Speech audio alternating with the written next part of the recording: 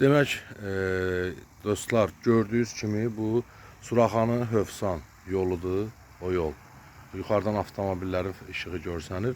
Bu sol tərəfdəki isə bu Dədə Qorqud qəsəbəsinin aşağı hissəsidir. Mən bununla bağlı dəfələrlə çəkiliş çəkmişəm. Demək bizim ölkədə belə bir tendensiya var, ona dırnaqarası tendensiya deyək.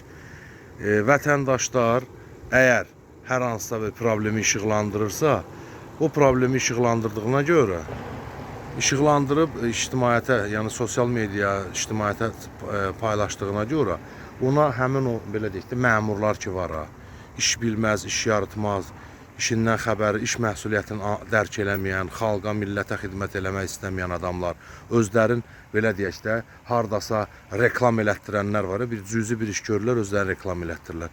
Onlar nə edirlər? Bax bu cür məsələlərə reallığı, bax gördüyünüz kimi bura cənab prezidentin sərəncamı ilə belə deyək də zığdan köçən insanların yaşadığı ərazidir bura.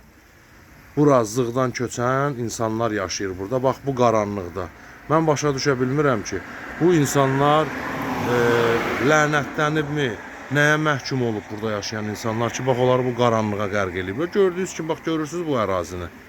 Bu ərazi bax bura, elə insanlar bura köçəndən, burada küçələr, yol infrastrukturu yoxdur demək olar ki.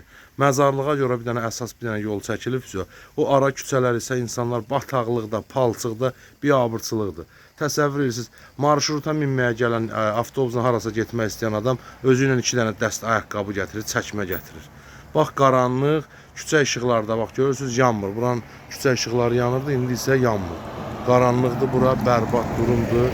Yəni göz önündədir də hər şey. Hər şey göz önündədir. Reallığı da özünüz görürsünüz. Bunu paylaşmışıq. Hətta bunu biz neçə dəfə televiziyalarda verib, sağ olsunlar televiziyaları öz əlindən gələni eləyib bunu veriblər. Amma əfsuslar olsun ki, tərəf olaraq Suraxanı rayon icra hakimiyyəti məsələyə heç bir reaksiya vermir. O şablon sözlərlə yönəltmişik filan aidiyyatı quruma həll eləyəcək. Elə şey olmur əzizim, elə iş olmur. Sonra Zığ bələdiyyəsi ümumiyyətlə heç bir fəaliyyət göstərmir. Yəni fəaliyyətləri bu daha göz önündədir.